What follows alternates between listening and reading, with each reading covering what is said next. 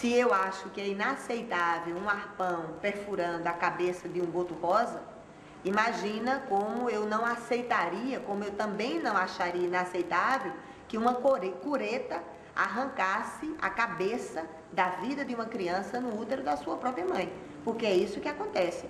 Ou por uma injeção de uma solução que queima a criança, ou pelo esquartejamento da criança, onde a cureta vai tirando cada uma das partes e depois essas partezinhas são colocadas em cima de uma mesa para ver se não ficou nada, antes da curetagem geral. Então é um processo extremamente grave.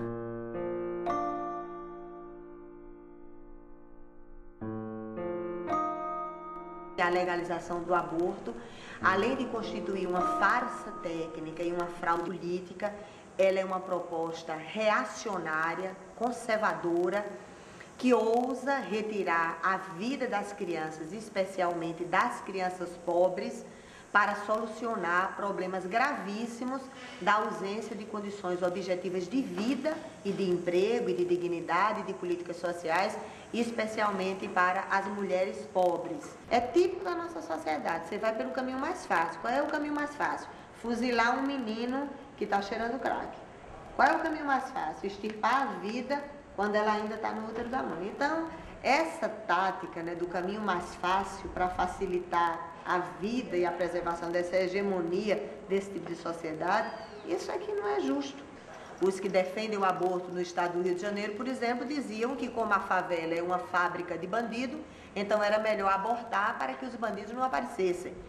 Isso foi dito várias vezes por personalidades importantes, chefias de executivo, inclusive em vários lugares do Brasil também, no parlamento brasileiro também. Então, quando eu digo que a legalização do aborto é uma proposta reacionária e conservadora, que tenta estabelecer a redução da idade penal, promovendo a morte ao útero da mãe pobre no Brasil, é justamente porque é muito mais fácil economizar recursos das políticas públicas, das políticas sociais, que significaria resolutividade, eficácia, livre acesso para a saúde, para a educação, para a segurança pública. Ou seja, o governo teria que disponibilizar muito mais recurso para arte, cultura, educação formal, música e esporte, para impedir que as nossas crianças funcionassem como verdadeira legião de mão de obra escrava e barata dessa empresa capitalista chamada narcotráfico, que toma pelo crack crianças e jovens espalhados pelas periferias do Brasil todo.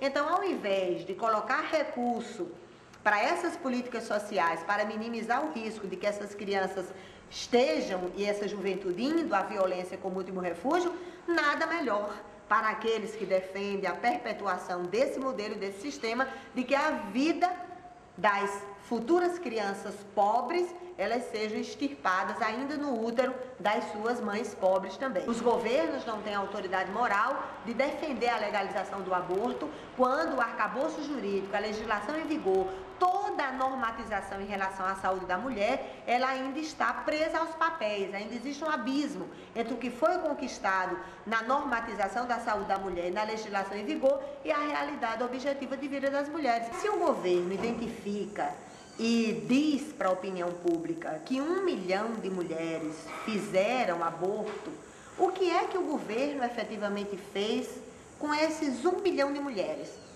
O governo conversou com cada uma dessas mulheres que supostamente ele diz que fizeram a interrupção de gravidez. O governo conversou, estabeleceu mecanismos de planejamento familiar para que essa mulher não faça pela segunda vez.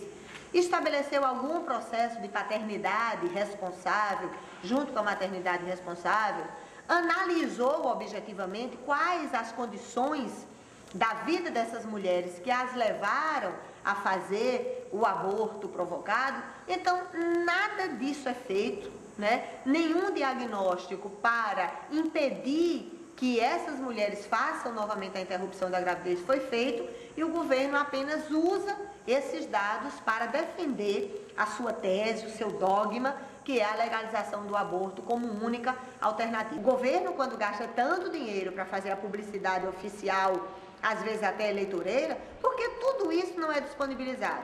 Quais as propagandas que são feitas, que mostram às mulheres dos métodos anticoncepcionais que ela tem direito. Claro que é mais fácil defender a legalização do aborto do que defender um serviço de saúde que estabeleça um pré-natal, um puerpério digno, que a mulher tenha um lugar digno para deixar o seu filho e ela não perca o emprego em relação a isso. Então é muito mais fácil ir para essa saída que ataca diretamente uma vida que ainda não pode ser vivida em plenitude, com essa desculpa inaceitável de que existem muitas mulheres que estão se submetendo ao aborto no país. Então, pensemos primeiro no planejamento familiar, nas condições objetivas que vai desde a educação infantil à estabilidade do emprego, na conscientização dessas mulheres, antes de se pensar numa proposta tão reacionária como essa, que é a da legalização do aborto. A mulher pode ter toda a autonomia de definir qual o cabelo que ela quer usar, se ela quer ser lírio do campo, se ela quer ser a deusa do encantamento, com o batom mais vermelho e a plástica mais sofisticada